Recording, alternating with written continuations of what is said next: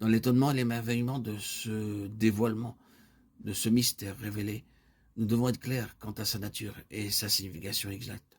Pour ce faire, nous devons mettre le doigt sur des expressions clés qui l'incarnent et le définissent avec précision.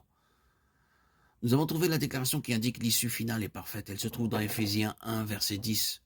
Pouvons-nous trouver dans cette même épître une expression qui introduit ce but dans l'histoire, c'est-à-dire l'opération conduisant à ce but? Je pense que nous le pouvons.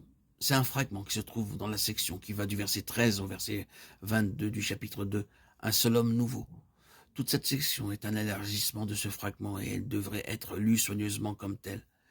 Il y a eu des allusions à ceci dans d'autres épîtres de Paul. Cependant, ici, il rassemble tout ensemble. Et non seulement il en est ainsi, mais comme nous l'espérions, si sa pensée était en train de parcourir les âges et le secret caché en eux, toute la Bible y est comprise.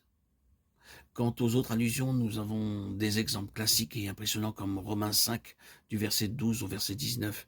Ici, les deux souches génériques et raciales sont mises en face l'une de l'autre.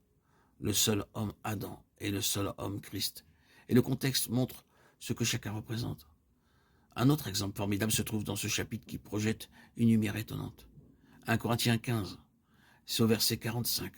Le premier homme Adam devint une âme vivante. Le dernier Adam est devenu un esprit vivifiant.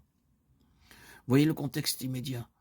Dans Éphésiens, l'apôtre fait premièrement référence à la personne de Christ et puis passe à un seul homme nouveau, corporatif. Dans un passage antérieur, les deux aspects ont été mentionnés. 1 Corinthiens 12 au verset 3, Jésus, et Jésus est le Seigneur, est mentionné personnellement au verset 12. La proposition ainsi en est-il. L'article se trouve dans l'original. Ainsi, cela induit une identité entre les membres et la tête en vue d'une intention d'expression pratique. Vous êtes le corps de Christ. L'union se fait par un seul esprit sur la tête et les membres. Ainsi en est-il de Christ.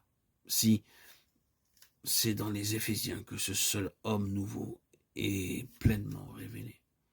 Si c'est le mystère caché de tout temps et dans tous les âges, quoique toujours existant, nous pouvons maintenant voir à la lumière de la révélation comment ceci a été la pensée maîtresse à travers toute la Bible, à savoir l'humanité selon Christ.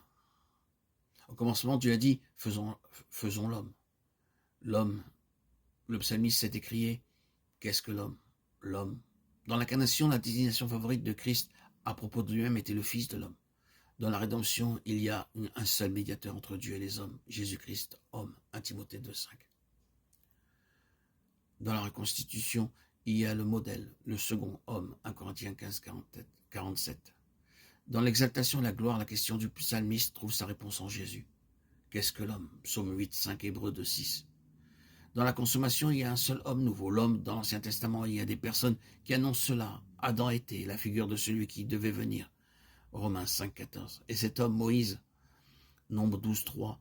David était un homme selon le cœur de Dieu. Acte 13, 22. Ce sont seulement des exemples pris parmi beaucoup d'autres et leur caractère ou leur fonction présentent respectivement des traits caractéristiques de Christ. Ainsi, à travers toute l'histoire de la Bible, il y a l'ombre d'un homme, à la fois d'une manière individuelle et corporative.